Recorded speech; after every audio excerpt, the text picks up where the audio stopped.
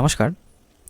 আজকে আমরা এই ভিডিওতে আলোচনা করব যাদের নাম 2002 ভোটার লিস্টে রয়েছে তারা, এবং যাদের নাম 2002 ভোটার লিস্টে নেই কিন্তু তাদের বাবা মা কিংবা আত্মীয়দের নাম রয়েছে তারা, এবং তৃতীয় হলো যাদের নাম কোনো এসআইআরেই নেই, নিজের নামও নেই, কোনো আত্মীয় স্বজনের নামও নেই, তারা কিভাবে এসআইআর এই ফর্মটি ফিল আপ করবেন সেটা নিয়ে আজকে আলোচনা করব। তো চলুন শুরু করা যাক। প্রথমেই দেখতে পাচ্ছেন, প্রথমে আপনার যে ডিটেলস নির্বাচকের যে তথ্য সেটা এখানে দেওয়া থাকবে। তারপরে আপনার ক্রমিক সংখ্যা, বুথ নাম্বার এবং বুথের নাম, বিধানসভার বা লোকসভার কেন্দ্রের নাম এবং রাজ্যের নাম দেওয়া থাকবে।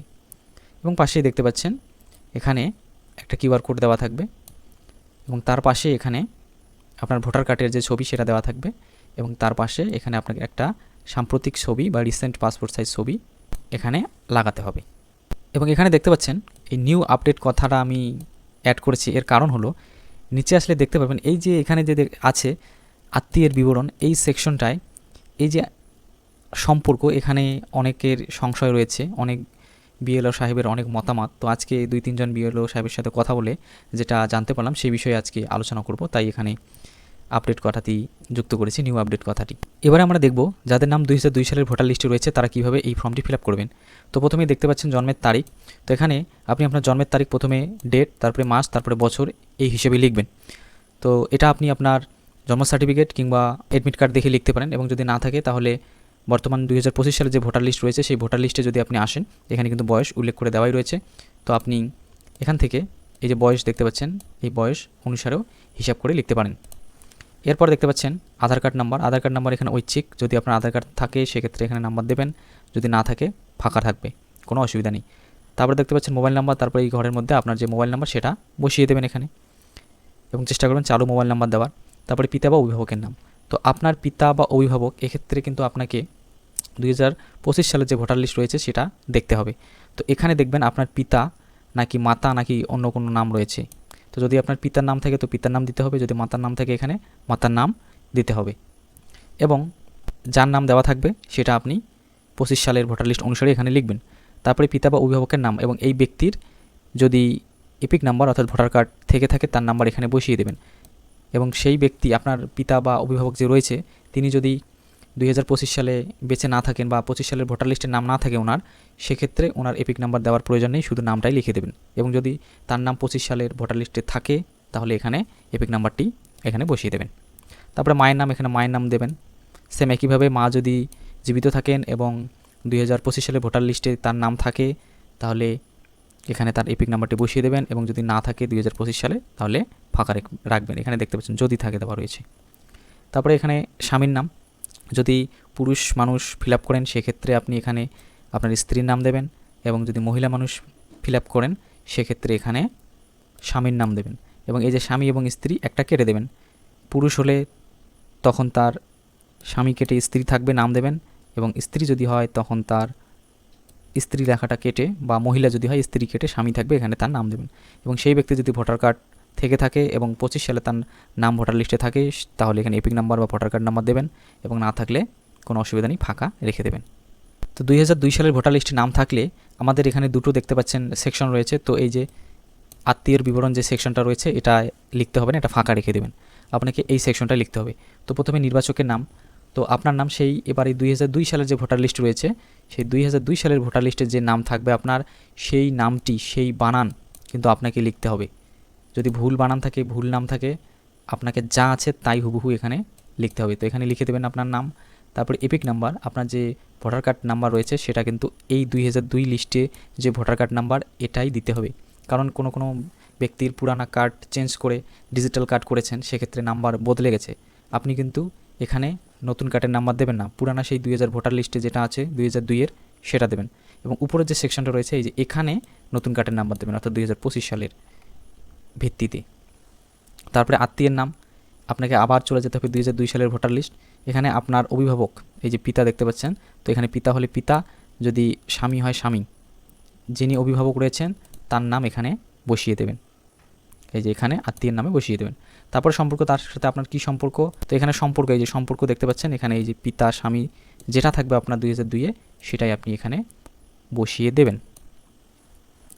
গেল সম্পর্ক। এবারে জেলা। এবার 2002 সালে আপনি যে জেলায় বসবাস করতেন, অনেক ক্ষেত্রে বিবাহ সূত্রে হতে পারে কিংবা অন্য কোনো কারণে জেলা পরিবর্তন হয় বা জেলা ভেঙে যখন আলাদা জেলা হয়ে যায়, তো আপনার 2002 সালে যে জেলা ছিল যেখানে আপনি বসবাস করতেন সেটা দেবেন। এবং যদি অন্য রাজ্যও হয় তখন সেই জেলার নামই দিতে হবে, এবং রাজ্যের ক্ষেত্রে যে রাজ্যে আপনার 2002 সালে কিংবা লাস্ট এসআইআরে নাম রয়েছে সেই রাজ্যের নাম দেবেন। তারপর সেখানকার যে বিধানসভা ক্ষেত্র সেই নাম দেবেন। বিধানসভা ক্ষেত্রের জন্য আবার 2002 সালের ভোটার লিস্টটা খুলতে হবে আমাদের। এই যে আসলাম, তো এখানে আসলে আপনি দেখতে পারবেন, এই যে বিধানসভা ক্ষেত্র দিয়ে এই যে এখানে নাম দেওয়া রয়েছে, তো এই নামটা লিখতে হবে এবং পাশে দেখতে পাচ্ছেন একটা নাম্বার, এই নাম্বারটা আমাদের এই যে নিচে বিধানসভা ক্ষেত্রের নিচে এখানে লিখতে হবে। এখানে বিধানসভা ক্ষেত্রের নাম, এখানে নাম্বার, তারপর এখানে অংশ নম্বর, এখানে ক্রমিক নম্বর। আবার চলে গেলাম 2002, এই যে অংশ নম্বর এখানে পেয়ে যাবেন এবং ক্রমিক নম্বর এই যে প্রথমে যাই যে এই যে ক্রমিক নম্বর, তো যে ব্যক্তির আপনি ফর্ম ফিল আপ করবেন তার নাম অনুসারে এই ক্রমিক নাম্বারটি কিন্তু আমাদের এখানে বসাতে হবে।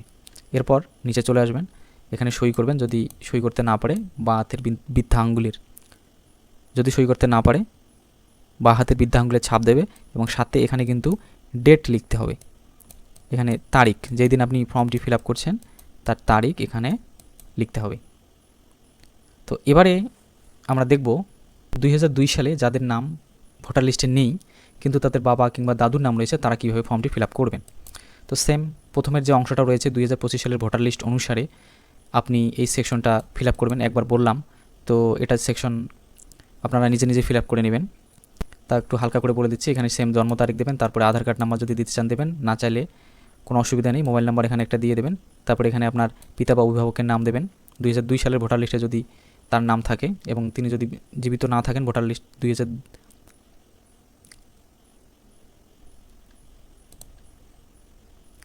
এরপরে পিতা বা অভিভাবকের নাম এখানে দেবেন। তারপর তিনি যদি বেঁচে থাকেন এবং 2025 সালে তার নাম ভোটার লিস্টে থাকে তাহলে এখানে তার ভোটার কার্ড নাম্বার এখানে বসিয়ে দেবেন। এবং যদি ভোটার লিস্টে না থাকে 2025 সালে, তিনি ধরুন বেঁচে নেই, সেক্ষেত্রে এটা ফাঁকা রাখবেন। মায়ের ক্ষেত্রে সেম, এখানে মায়ের নাম দেবেন। তিনি যদি বেঁচে থাকেন এবং 2025 সালে ভোটার লিস্টে নাম থাকে এখানে বসিয়ে দেবেন। এবারে ফর্মটি যদি স্বামী ফিল আপ করে তাহলে স্বামীটা কেটে তার স্ত্রীর নাম এখানে দেবেন, এবং যদি স্ত্রী ফিল আপ করে সেক্ষেত্রে স্ত্রীটা কেটে স্বামীর নাম এখানে দেবেন এবং তার ভোটার কার্ড নাম্বার এখানে দেবেন। এবং যদি অবিবাহিত হয় ফাঁকা রাখবেন। তারপরে নিচে আসলে দেখতে পারবেন তাদের কিন্তু এই সেকশনটা, এই যে প্রথমের যে সেকশন, এটা ফিল আপ করতে হবে না, আমাদের এই পরের সেকশনটা ফিল আপ করতে হবে। তো এখানে প্রথমে দেখতে পাচ্ছেন আত্মীয়ের বিবরণ। তো নামের এখানে আপনার বাবা, মা, দাদু কিংবা দিদা এই 4 জন ব্যক্তির নাম দিতে পারবেন। তো আজকে বিএলও সাহেবের সাথে কথা বলে তারা যেটা বললেন, এখানে নাম দিয়ে ব্র্যাকেট দিয়ে তার সাথে আপনার কী সম্পর্ক এখানে দেবেন। যদি পিতা হয় পিতা দেবেন এখানে, তারপরে সেই ব্যক্তির এপিক নাম্বার বা ভোটার কার্ড নাম্বার এখানে দেবেন। সেম 2002 সালের ভোটার লিস্টে বা লাস্ট যে এসআইআর হয়েছে সেই রাজ্যের ভোটার লিস্টে যে নাম থাকবে, যে বানান থাকবে, যে ভোটার কার্ডের নাম্বার থাকবে হুবহু সেটা দেখে এখানে বসিয়ে দেবেন। ডিজিটাল কার্ড যদি পেয়ে থাকেন নতুন, সেখানে নাম্বার চেঞ্জ হয়ে গেছে, সেটা কিন্তু দেবেন না। একদম 2002 সালের ভোটার লিস্ট দেখে সেখানে যা থাকবে তাই আপনি দেবেন। তো আমরা চলে আসলাম 2002 সালের ভোটার লিস্টে। তো এখানে এসে দেখবেন নামের বানান যা থাকবে সেটাই দেবেন। যদি ভুল থাকে ভুল, কোনো অসুবিধা নেই। এবং ভোটার কার্ড নাম্বার এই যে দেখতে পাচ্ছেন যেটা থাকবে এখান থেকে দেখে দেখে আপনি লিখে দেবেন। এবারে এখানে আরেকটা কন্ডিশন থাকে, সেটা হলো এই যে এখানে আসলে দেখতে পারবেন যে নাম আছে ঠিক কিন্তু ভোটার কার্ড এখানে নাম্বার নেই। তো এক্ষেত্রে কী করবেন, আপনাকে কিচ্ছু করতে হবে না। আপনি এই যে এপিক নাম্বার যে সেকশনটা রয়েছে বা কলামটা, এটা ফাঁকা রেখে দেবেন ব্যাস। যদি ওইখানে নাম্বার থাকে ভোটার কার্ড তবেই দেবেন। তারপরে এখানে আত্মীয়র নাম। তো এখানে আত্মীয় বলতে আপনি যে ব্যক্তির নাম দিয়েছেন, ধরুন আপনার বাবা, তো আপনার বাবার অভিভাবক এখানে কী তো আপনার বাবার অভিভাবক কে রয়েছে, তার পিতা নাকি মাতা, যার নাম এখানে থাকবে সেটা দেখে দেখে একদম হুবহু এখানে বসিয়ে দেবেন। যদি বানান নামের ভুল থাকে, ধরুন কারো নাম হলো চন্দন মণ্ডল, শুধু চন্দন আছে মণ্ডল নেই, পরে কারেকশন করেছেন, তো চন্দনই দিতে হবে, আপনাকে আর চেঞ্জ করতে পারবেন না। 2002 সালে যা থাকবে তাই দেবেন, আবার বলছি। তারপরে সম্পর্ক, এই সম্পর্কটাই আমাদের অনেক বিএলও সাহেবের আলাদা আলাদা মত রয়েছে। তো আপনি আপনার এলাকার বিএলও সাহেবকে অবশ্যই একবার জিজ্ঞাসা করবেন। আমি আজকে 2-3 জন বিএলও সাহেবের সাথে কথা বললাম, তারা বললো এই সম্পর্কটা হবে এই যে ব্যক্তির আপনি এখানে নাম দিলেন তার সাথে তার অভিভাবক বা আত্মীয়র যে সম্পর্ক সেটা। ধরুন আপনি আপনার বাবার নাম দিলেন, তো আপনার বাবার 2002 সালের ভোটার লিস্টে যে অভিভাবক রয়েছেন ধরুন ইনি, তো এনার সাথে তার এই ব্যক্তির কী সম্পর্ক। এখানে যেমন পিতা, তো আপনি পিতা দেবেন। যদি স্বামী থাকে তাহলে এখানে দেখে আপনি এখানে স্বামী দেবেন, যা হবে তাই। তারপরে জেলা, সেই 2002 সালে যে জেলায় বাস করতো সেটা দেবেন। এবং রাজ্যের নাম, যদি পশ্চিমবঙ্গ হয় পশ্চিমবঙ্গ, এবং যদি অন্য কোনো রাজ্য হয় সেই রাজ্যের নাম দেবেন।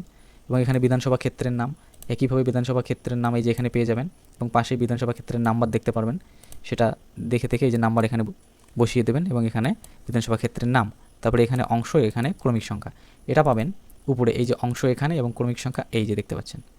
যে ব্যক্তির নাম দেবেন সেই ব্যক্তির নামের পাশে যে ক্রমিক সংখ্যা সেটা দেখে এখানে বসিয়ে দেবেন। তারপর নিচে আসবেন, এখানে আপনি সই করবেন, এবং পাশে এখানে আপনাকে যেদিন সই করছেন বা ফর্মটি ফিল আপ করছেন সেই দিনের তারিখ কিন্তু উল্লেখ করতে হবে, এই যে দেখতে পাচ্ছেন তারিখ সহ। তারপর সেটা বিএলও সাহেবের কাছে জমা করবেন।